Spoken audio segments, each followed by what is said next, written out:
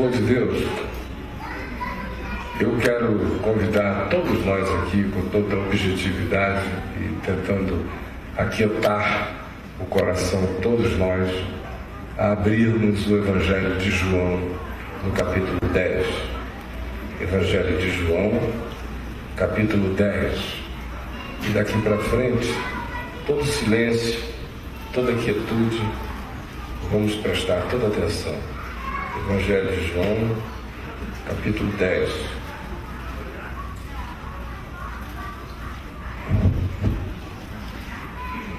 João, capítulo 10. Toda quietude, gente. Em verdade vos digo, o que não entra pela porta no aprisco das ovelhas, mas sobe por outra parte, esse é ladrão e salteador. Aquele, porém, que entra pela porta, esse é pastor das ovelhas. Para este o porteiro abre, as ovelhas ouvem a sua voz. Ele chama pelos nomes as suas próprias ovelhas e as conduz para fora. Depois de fazer sair todas as que lhe pertencem, vai adiante delas, e elas o seguem porque lhe reconhecem a voz. Mas de modo nenhum seguirão o estranho, antes fugirão dele, porque não conhecem a voz dos estranhos. Jesus lhes propôs esta parábola, mas eles não compreenderam o sentido daquilo que lhes falava. Jesus, pois, lhes afirmou de novo: em verdade vos digo, eu sou a porta das ovelhas. Todos quantos vieram antes de mim são ladrões e salteadores, mas as ovelhas não lhes deram ouvidos. Eu sou a porta. Se alguém entrar por mim, será salvo. Entrará e sairá e achará pastagem. O ladrão vem somente para roubar, matar e destruir. Eu vim para que tenham vida e a tenham em abundância. Eu sou o bom pastor. O bom pastor dá a vida pelas ovelhas. O mercenário que não é pastor, a quem não pertencem as ovelhas, vê vir o lobo, abandona as ovelhas e foge. Então o lobo as arrebata e dispersa. O mercenário foge porque é mercenário e não tem cuidado com as ovelhas. Eu sou o bom pastor. Conheço as minhas ovelhas e elas me conhecem a mim. Assim como o Pai me conhece a mim, eu conheço o Pai e dou a minha vida pelas ovelhas. Ainda tenho outras ovelhas, não deste aprisco. A mim me convém conduzi-las. Elas ouvirão a minha voz. Então haverá um rebanho e um pastor. Por isto o Pai me ama, porque dou a minha vida para a reassumir. Ninguém a tira de mim. Pelo contrário, eu espontaneamente a dou. Tenho autoridade para a entregar e também para reavê-la. Este mandato eu recebi de meu Pai. E apenas repetindo as palavras de Jesus no verso 10, 9 e 10, eu sou a porta. Se alguém entrar por mim, será salvo. Entrará e sairá e achará pastagem. O ladrão vem somente para roubar, matar e destruir. Eu vim para que tenham vida e a tenham em abundância. Olhem aqui para mim, todos vocês. Como vocês notaram no início da leitura, está dito que se tratava de uma parábola. Jesus estava usando algumas metáforas, alguns elementos de característica parabólica para tentar expressar para aqueles que estavam diante dele um determinado sentido essencial para a nossa compreensão. Por isso ele diz que ele é o bom pastor que dá a vida pelas ovelhas, na mesma medida em que ele descreve quem são as ovelhas do bom pastor, são aquelas que apenas ouvem a sua voz, que de modo algum seguem a voz dos estranhos, do que parece, mas não é, não se deixam seduzir pelas estranhezas das novas coisas, porque não estão preocupadas com novidade, mas com genuinidade e verdade, e conhecem a voz do seu pastor essencial. E prossegue e fala que a ovelha que ouve a sua voz vai encontrar nele um lugar de liberdade e vai descobrir que o fluxo será um fluxo de vida, de proteção e de cuidado, porque é isto que ele faz, dando até mesmo a vida pelas ovelhas. E aí se diz, Jesus lhes falou esta parábola, mas eles não atinaram, não compreenderam com o sentido do que Jesus lhes dizia. Então Jesus foi mais explícito. Disse, eu sou o bom pastor, eu sou a porta. Eu sou tanto aquele que é a referência para as ovelhas entrarem e saírem, e é uma porta aberta.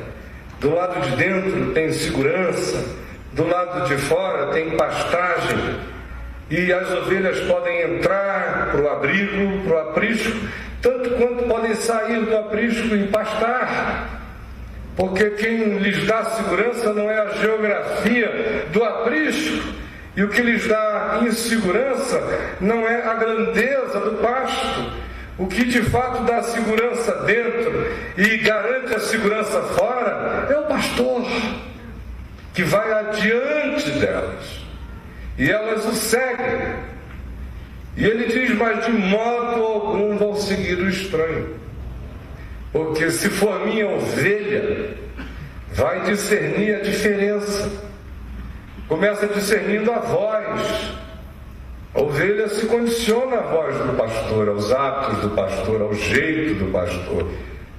A ovelha que fica no campo, a ovelha que faz bé, é assim que é.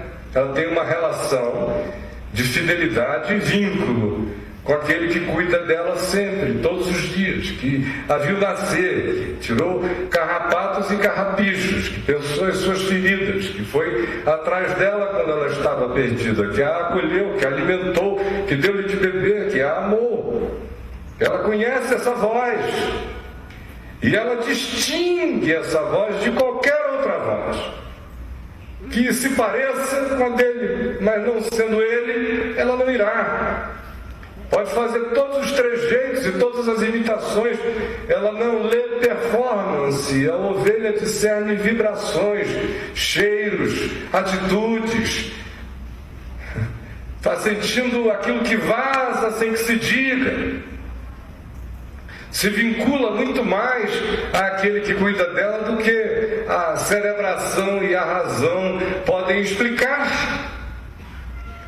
E aí Jesus prossegue e diz mais o seguinte, que todos quantos tinham vindo antes dele, e com isso ele não está fazendo referência a Abraão, nem a Moisés, nem a Davi, nem aos profetas, nem a todo aquele que tenha vivido a fé ou falado da parte de Deus, mas referindo-se a todo aquele que, tendo vindo antes dele, veio tentando apresentar-se ao povo como um enviado especial de Deus, ou como um Messias, ou como portador e detentor de uma revelação, ou como alguém que tivesse se arrogado a dirigir e conduzir o povo com a mão de ferro supostamente de Deus, ou os que tivessem explorado o povo, fazendo ele aqui ecoar profecias antigas, tanto do profeta Ezequiel quanto do profeta Zacarias, que falavam tanto positiva quanto negativamente do perfil do pastor de Deus. Negativamente, se diz que eles eram mercenários, que não cuidavam das ovelhas, que interessavam-se apenas em tirar-lhes a lã, o sangue, a pele, as carnes, as unhas, os cascos, em explorarem, sugarem e descartarem a ovelha, como os falsos profetas faziam com Israel, como os falsos pastores faziam e fazem em qualquer que seja a posição de condução que eles se coloquem. E vem então Jesus e explicita isso para que os seus discípulos e ovelhinhas não ficassem confundidos pela multiplicidade das vozes, das fantasias e dos enganos. E aí, no meio disso tudo, ele estabelece a referência das referências para a gente discernir o que tem a ver com o bom pastor, o que tem a ver com o Evangelho, o que tem a ver com Jesus e aquilo que tem a ver com o antipastor, que Jesus chama de ladrão, de salteador e de destruidor. O ladrão vem somente para matar, roubar e destruir. Eu, porém, vim para que tenham vida e a tenham em abundância. Quando ele disse isto, ele estava jogando sobre a mente dos seus discípulos muitas compreensões, jogando sobre a minha e a sua mente as mesmas e múltiplas camadas de compreensão. Preste atenção nelas. Em primeiro lugar, ele se referia ao que de imediato e historicamente acontecia entre a liderança religiosa de Israel em relação a ele, Jesus, que é o bom pastor. Entre esses e ele havia o povo. E o que Jesus está dizendo é: esses que nem chegam propriamente dizendo nós somos o Messias ou eu sou o Messias, tratam ao templo, à religião, ao ofício sacerdotal, aos ritos e a tudo que envolve isto, como a venda de sacrifícios, a troca de dinheiro no câmbio bancário que se estabelecia no templo com ágio para os sacerdotes, e toda aquela mecânica que não cessava de fazer cultos, mas não atendia a alma de ninguém, não se importava com ninguém, não se solidarizava com ninguém, não acolhia ninguém. Ele compara essa estrutura imediata, histórica, presente, vigente, nos dias dele, à volta dele, ao ladrão, ao mercenário, que vem para matar, roubar e destruir. Portanto, a primeira camada que ele apresenta é a religião, quando se torna esse sistema que deseja controlar, manipular, usar, pedir e pedir, tomar, ameaçar, manipular, exercer domínio, tiranizar e usar e depois largar, ela é exatamente um diabo entre os homens. Vem para matar, para roubar, para destruir. Mata sonhos, esperanças, mata a pureza do coração, da fé das pessoas, mata a sinceridade, ensina o caminho da hipocrisia, da disfarçatez, da performance, mata a alegria sincera, cria no lugar apenas as expressões de uma espiritualidade eufórica que tem hora para começar e hora para terminar e que nunca se traduz em fontes de água viva brotando do coração para a totalidade da vida todo dia. Mas enquanto isso, usa, expropria, toma, controla, determina, condiciona, vicia as pessoas e o resultado é o mesmo.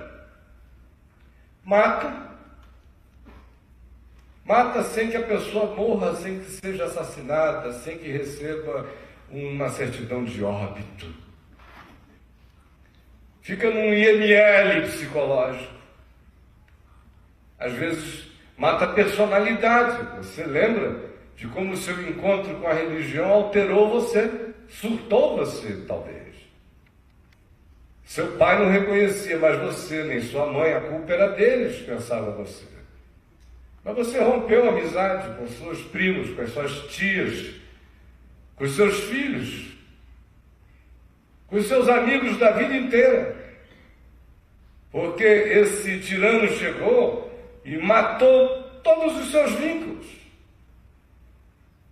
Matou tudo aquilo que para você antes tinha sido importante. Algumas coisas eram equivocadas, mas outras nem tanto. Outras de modo algum. Mas essa coisa chega e mata. Pode ser em qualquer ambiente. Mata no ambiente cristão, de onde a maioria aqui é egresso, com a alma quebrada, com esperanças falidas. Alguns deram-se com tanto amor, aonde se deram se sentindo tão manipulados e usados que ficaram meio impermeáveis, meio cínicos, se zumbificaram, caminham, mas não são. Outros foram roubados de tudo, do dinheiro, a pureza das inocências, das crenças mais simples, foram tomadas e arrancadas, sem falar no que se impõe de equívoco sobre a mente das pessoas, que vai sendo praticado e produzindo um caminho de quebra, de destruição, de atropelamento, de autoatropelamento e de atropelamento de outros, de machucaduras que a gente vai fazendo à medida em que vai caminhando. E a gente se destrói outros. E como eu disse, os ambientamentos são os mais diversos, mas o resultado, quando a gente está sob o pastoreio do engano na nossa mente, é sempre esse, porque o diabo não sabe fazer outra coisa. Então a primeira camada que Jesus apresentou expressava de modo histórico o que acontecia entre ele e a liderança espiritual de Israel, e entre eles o povo, e como esse pessoal existia apenas para manipular esse grupo. E Jesus disse: olha, eles são ladrões, mercenários e salteadores, e vieram para matar, roubar e destruir. Olhem para vocês e vejam se andar com esse pessoal produziu o caminho da vida no coração de vocês. A segunda camada é aquela que traz esse aplicativo para aquilo que acontece em qualquer circunstância ou contexto de relações humanas. Porque em toda relação humana haverá aqueles que conduzem para o bem e haverá aqueles que conduzem para o mal. Assim como em toda relação humana há aqueles que se deixam conduzir para o bem e há aqueles que se deixam conduzir para o mal. Você lembra de como um bom namorado, uma boa namorada pode produzir e reconstruir vínculos quebrados entre você e sua mãe, que se arrebentou por causa do namorado, ou namorada interior, que era de um ciúme horroroso, que enquanto esteve presente na sua vida, não deixava você comer picanha em casa sábado, nem sair com ninguém, nem encontrar com ninguém, queria que você rompesse com tudo, a vida ficou uma miséria, seu pai ficou um mau humor danado, a sua mãe vivia triste, os seus irmãos não reconheciam você, os seus amigos diziam: que é esse cara? E você ficava com ódio deles, porque todas as vezes que eles encontravam, eles diziam: essa mulher ou esse homem está acabando com você. Aí um dia essa figura foi embora. E no dia seguinte, o sol reacendeu-se. A lua retomou a sua claridade. A vida foi ganhando de novo harmonias naturais. Estou falando aqui do pastoreio afetivo. De como às vezes você gosta e é gostado por gente que é um bom pastor de alma. Que quando anda com você, constrói, edifica, deixa livre, alimenta, dá pasto, você se torna um ser melhor enquanto anda ali. Por outro lado, há outros que são diabos. A gente namora muito diabo, ama muitas diabas, fica apaixonada por muitos demoninhos humanos que só vieram para matar, roubar e destruir. Ele é o carcará, pega, mata e come. De preferência dá uma esfoladinha na saída, para ele se sentir gostoso, ele leva assim aquele prêmio no pescoço. Isso é coisa do passado, levar os ímens. Hoje em dia, ímen já virou uma raridade, já trabalho para paleontólogo, não mais nem para ginecologista. Mas não, já não quer mais nenhum ímen, ele está querendo levar troféu assim, de fetiches maiores. Surtei o cara a esse ponto, surtei a mulher, ele vai falar com orgulho, não estou mais com ela, mas é doida por mim. Isso é uma alegria, deixar alguém doido. Aí ele vai assim, pastoreio dele na vida é esse, dela. Você não é candidato a nada até subir de posição. Aí você recebe uma unção de beleza que no dia seguinte ela não larga do seu pé. É mercenária. Chegou para fazer o pastoreio da morte na sua vida. Como diz Provérbios, capítulos 6 e 8, esse tipo de criatura espiritual de fato conduz você até a sepultura da alma. Vem para matar, roubar e destruir. Aquelas relações as mais diversas de amizade que às vezes chegam e reviram a vida da gente ao contrário, algumas para o bem, outras tantas para o mal. Você quase que determina a vida da pessoa como antes de ser amigo de fulano ou beltrano e depois. Antes era um cara legal, tratável, gente boa, generoso. Depois virou um ser indiscernível ou horrível. E foi uma entrada, uma impressão, uma submissão carismática à personalidade do outro. Uma admiração invejosa que elegeu o outro para ser a referência da sua vida e de repente você diz que ele é seu amigo, mas de fato ele se tornou o pastor dos seus caminhos, dos seus pensamentos e das suas decisões. Você já notou que você até prefere ficar com a mulher que esse amigo aprova e rejeitar a que ele rejeita? Está pastoreado por alguém, seja por um indivíduo, seja por uma gangue fraterna.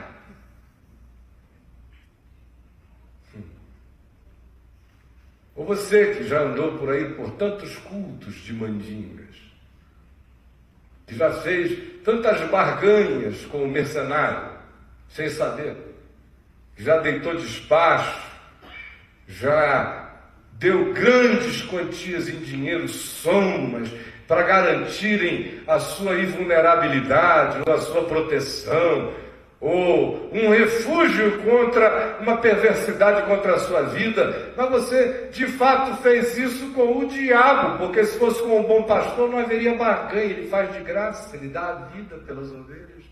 Então se teve barganha, não foi com Deus que você fez negócio, eu lhe garanto que foi com o diabo. Seja a macumba evangélica ou seja aquela de qualquer outra natureza que vocês conhecem. É tudo a mesma coisa, é uma esquina de trevas só. E o pastor dessa espiritualidade é o mesmo. Ele vem para matar, para roubar e para destruir. É ladrão. É para tomar sem que a gente note, sem que a gente sinta. A terceira camada que Jesus colocou diante deles é aquela que determina o que acontece num ambiente que para nós não está disponível aos olhos, aos sentidos imediatos, mas que a gente entende e discerne pela fé. Que ambiência é essa? É uma que, se os nossos sentidos espirituais se abrissem, nós veríamos agora. A quantidade de vozes que nos chamam o dia inteiro em outras direções. A voz do interesseiro, a voz do sedutor, a voz do mercenário, a voz do controlador profissional, a voz do algoz por prazer, a voz do carcereiro de almas, a voz do escravizador afetivo. E a gente veria por trás dessas vozes as verdadeiras vozes que emulam as próprias vozes deles, que são vozes do mundo espiritual. O que nenhum de nós pode carregar como equívoco é a impressão de que a nossa luta é apenas contra os elementos visíveis, tangíveis, circunstanciais e mensuráveis pelas relações que a gente possa mapear com os olhos ou com os sentidos. A nossa verdadeira luta não é só contra os ladrões na vida, os ladrões psicológicos, afetivos, os ladrões da religião, os ladrões que desejam controlar nossa alma, os mercenários que querem fazer negócio de nós, os que olham para nós como um objeto e querem nos usar e nos descartar, aqueles que desejam nos seduzir, arrancar de nós o que puderem e depois deixar. Para além disso tudo, o que Jesus está mostrando é que há um mundo espiritual de uma hostilidade total contra nós. Quem não está seguindo o bom pastor, ouça-me bem, quem não está seguindo o bom pastor, está seguindo o ladrão. Quem não está seguindo o bom pastor, nem perca tempo querendo exercer um discernimento de sintonia fina, dizendo, bom, mas entre Jesus e o ladrão existe uma zona de espaço, onde confortavelmente eu nem sou discípulo de Jesus e nem estou debaixo do ladrão. Opa! Coitado! Aí a otarice entrou em você como uma possessão demoníaca, mano. Porque quem não está seguindo o bom pastor está seguindo o ladrão. Infelizmente, há dois caminhos, há duas portas. No mundo espiritual não tem uma terceira via. Ou a gente anda com Deus, ou não andar com Deus é andar com aquilo que é antivida. Agora olha aqui para mim. Olhe para a sua vida e veja se você devagar não foi se tornando um ladrãozinho. Muito educado, muito gente boa para os outros, mas quem chega perto de você sofre, quem chega perto de você perde a paz, perde o sossego, perde a serenidade, perde a mansidão, porque você é insuportável. Você é um dreno morcego. Você está ali o dia inteiro chupando sangue, drenando, roubando. Você é uma hemorragia, mano. Cheio de hemorragias aqui entre nós. A mulher não aguenta mais dar sangue para você chupa. Ou o marido. Tem filhos aqui que viraram verdadeiros ladrões psicológicos, espirituais, emocionais, afetivos. Manipulam os pais, usam os pais como podem. Ficaram tão doentes que só conseguem manter relações de ladruagem. É tudo com segredo, com uma esquinazinha que o outro não conhece, para você fazer uma manobra. É sempre com um pé atrás que te dá alguns poderes de insinceridade. O outro está lá na frente, todo aberto, e você está 3 passos atrás. Projetou o holograma, ele pensa que você está do lado dele, mas você está assistindo dali. Eu vou ver como é que isso aqui fica. Se tiver bom com ele, eu vou. Se não, já estou com o plano B preparado. Ladrão. Ladrãozinho, safado. Vai tratando a vida toda assim. Todo mundo assim. Vai desenvolvendo a mente do ladrão e não nota. sempre pensando como é que eu vou levar vantagem. Ladrão. Como é que eu saio dessa sem me machucar? Como é que eu escapo e ninguém vê? Ladrão. Como é que eu assassino e saio sorrateiramente e continuo dando uma de benemérito? Ladrão. Roubo seguido de latrocínio. Ladrão. De alma, de mente, de emoção. Olhe para você. Ou ouça o que os outros falam, que você tenta não ouvir. Se os rapazes ouvissem as lamúrias das suas noivas, mulheres ou namoradas, e os homens fizessem isso, saberiam muito de si mesmos pelas vozes delas, mas eles não querem ouvir. Porque a maioria delas lhes diz ladrão, mentiroso. Você veio e só roubou, só enganou, só matou. Há pessoas que depois delas, só um milagre de Deus no coração da vítima para recuperar, porque do contrário, tem gente que aonde passa deixa o outro existindo morto. Olhe para você e veja o que você destrói. E você não tem nem coragem de encarar, nem de chamar a responsabilidade para você e transfere sempre para os outros. Mas preste atenção no que você destrói. Olha aqui para mim. Eu vivi dos 18 anos da vida até mais ou menos os 43 anos de idade, com uma certeza imensa dentro de mim, de que eu podia ir para qualquer fórum espiritual, humano, visível ou invisível, com paz na minha consciência, porque de nada me acusava a consciência de chegar e fazer mal a qualquer pessoa, de qualquer modo que fosse, de deixar alguém com menos depois da minha passagem, ou de deixar alguém destruído, quebrado, arrebentado porque eu passei, ou de deixar alguém se sentindo defraudado. Jamais.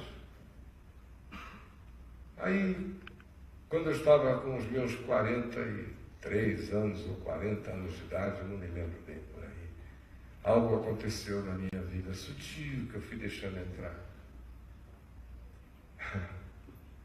Interessante é que 5, 6, 7 anos depois daquilo, eu olhava para trás e foram centenas as noites em que eu chorei. E eu falava com Deus e dizia: Senhor, por que o Senhor não me levou antes daquele dia? Porque eu tinha vivido uma vida inteira com a certeza total de chegar e agregar, de sair e não tomar, de passar e não ferir, ao contrário, de só curar. E agora, eu estou olhando para a minha vida, estou vendo gente traída, estou vendo gente roubada, estou vendo gente sofrendo, estou vendo gente perplexa, estou vendo gente se sentindo enganada.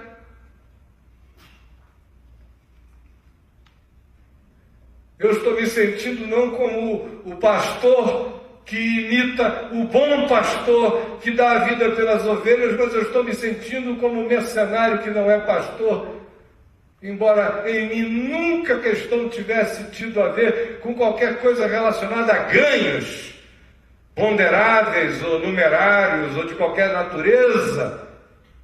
Mas o surto certamente se instalou como inconsciente desejo de controle, de sedução, de domínio, de dizer: é meu, é meu.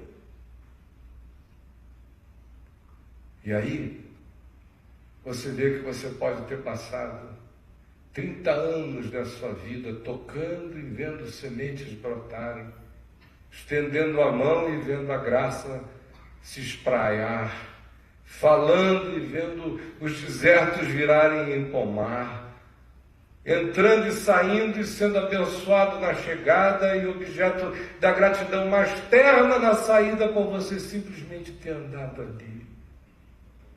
E agora, de repente, sem que eu tivesse feito a escolha de me tornar mal, sem que eu tivesse desejado prejudicar ninguém, sem que eu tivesse maquinado para fazer qualquer desgraça na vida de alguém, apenas por ter deixado de ouvir a voz do meu único pastor e seguido uma voz estranha, sem maquinar nada de mal, eu me tornei um associado do ladrão.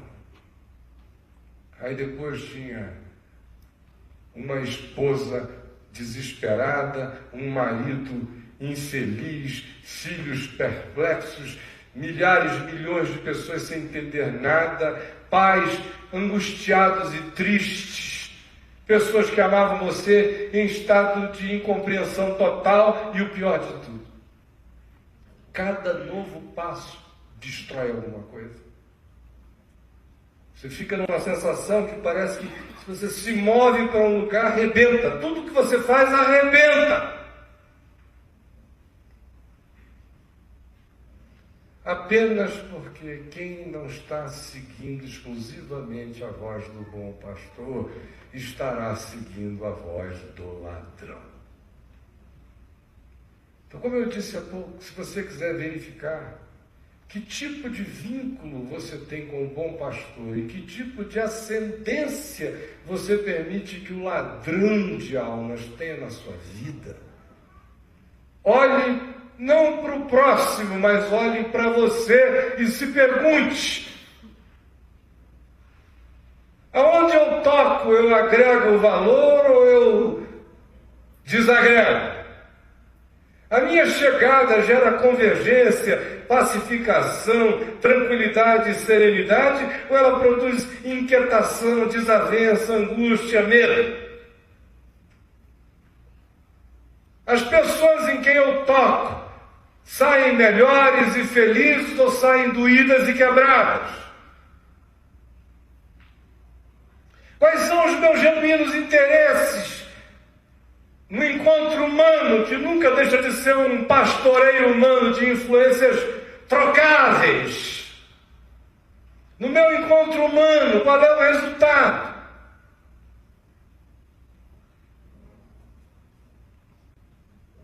O que gera? É simples a gente saber, discípulo de quem nós somos, se nós estamos ouvindo a voz do bom pastor, se a gente anda seguindo a voz do ladrão. Porque quando a gente anda com o bom pastor, a gente não dá, nenhum dos nossos passos gera qualquer coisa que não seja boa nova. Até quando as coisas não dão certo, você sai sem tirar pedaço de ninguém.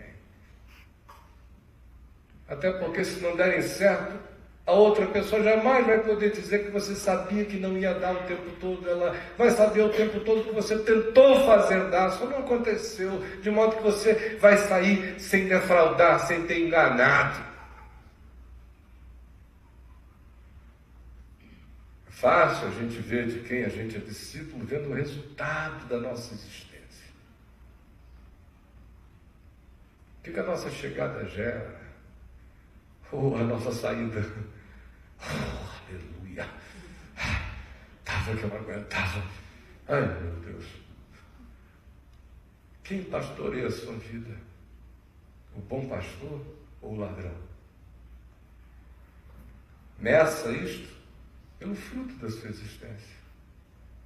Assim como o ladrão vem para matar, roubar e destruir, e aquele que o segue se torna matador, roubador, destruidor, fazedor de mal, mesmo que não queira, mesmo que não maquine, aquele já é um caminho pré-determinado para esse tipo de coisa. Não há como andar ali e não se tornar daquele jeito. Do lado oposto, Jesus diz: eu vim para que tenham vida e a tenham em abundância. quando a gente se torna discípulo dele, não só a vida abundante, que é, sobretudo, vida sem medo da morte, que é vida de certeza da vida eterna. Eu já passei da morte para a vida, eu sou um cara eterno. Vida abundante, que é, sobretudo, a certeza de estar pisando na rocha dos séculos, sem medo de tsunami nenhum, olhando a cara da existência com segurança e sem temor. Vida abundante, que, sobretudo, é esperança. Esperança que já está ancorada na glória de Deus, na certeza da nossa transcendência eterna nele. Isso gera vida abundante até quando eu choro, vida abundante até quando eu sepulto as pessoas que eu amo, vida abundante até quando aparentemente eu perco, gera vida abundante quando eu ganho, gera vida abundante quando eu sou defraudado. De qualquer maneira, se eu sigo a voz do pastor, o que se produz em mim é sempre uma vida melhor. Não há como eu não melhorar andando, ouvindo a voz do pastor, a voz do Evangelho, a voz da vida. No entanto, o caminho mais fácil é o outro, é ladeira abaixo. É uma vocação natural para ladruagem, manipulação, engano, controle. Faz parte da nossa insegurança entregarmos-nos a essa vereda que aparentemente oferece poder e domínio, mas apenas destrói a vida da gente e a dos outros. Por isso, se dá para a gente se avaliar negativamente pelo resultado do nosso encontro humano, dá para a gente avaliar positivamente o que o nosso encontro humano produz. Se você está seguindo o pastor, não há meios de você chegar e maltratar. Pode até ser que alguém fique incomodado com a luz, mas você não teve nada a ver com isso. Pode ser até que alguém, um filho do ódio, se perturbe com a sua paz, mas ele terá que dizer: eu odeio a paz desse cara. Pode ser que algum vampiro se assuste com o fato de que em você raiou o sol da justiça. Mas é a natureza do outro que se conflituou. Você não trouxe nada, a não ser graça e luz. Minha pergunta hoje a você, para a gente concluir agora, nesse segundo. Você é discípulo de quem nessa vida? O que é que você está permitindo que aconteça com você? Você está se submetendo ao pastoreio do ladrão? Está se tornando como ele? Aonde você chega, some alguma coisa, desaparece, você está virando um triângulo das bermudas ambulante, caiu na sua vida, voando. Aí você dá também um bando de fraco. Não, meu irmão, você que é uma macumba. Caiu em você um buraco negro. Depois de ti ninguém se acha mais. Você destruiu, você arrebentou, levantou a cabeça, exerceu a sua psicopatia, a sua sociopatia, disse: não doeu em ninguém, e segue adiante. Cuidado. Um monte de gente pensando que segue a voz de Jesus e que não conhece o Evangelho, não lê a palavra, não internaliza a palavra, vive baseado nos seus próprios conceitos, pensamentos, amizades, relacionamentos, vínculos, opinião de terceiros, vão ficando cada vez mais dessemelhantes de si mesmos e assemelhados a outros, vão se deixando pastorear pela morte. E vão se tornando idênticos sem sentirem. Aí, bem-aventurado é aquele que não passar na sua vida. Porque se passar pela sua vida, discípulozinho de Jesus, vai descobrir que você anda pastoreado pelo diabo. Chocado comigo? Não fique não. O diabo na minha boca não tem conotações medievais. Você sabe exatamente a conotação que tem. O diabo é o divisor, é o que chega para dividir, para rachar, para roubar, para destruir. Ele existe no mundo espiritual e se manifesta com visibilidade através dos milhões de seres humanos que vão se deixando conduzir pelo pastoreio da morte que ele exerce. Esta é a palavra do Evangelho para quem quer ser discípulo de Jesus e não quer mais andar enganando e sendo enganado, vivendo como ladrão, roubador, destruidor, enquanto vai sendo roubado, destruído e comido vivo no mundo espiritual, e adota a filosofia do carcereiro para praticar sobre os outros, sem perceber que a sua vida se transforma numa divulgação permanente do inferno, ainda que você venha todo domingo, levante as mãos e cante para Jesus.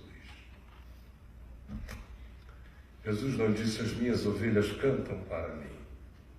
Ele apenas disse: as minhas ovelhas ouvem a minha voz e me seguem. É simples assim. Vamos ficar em pé.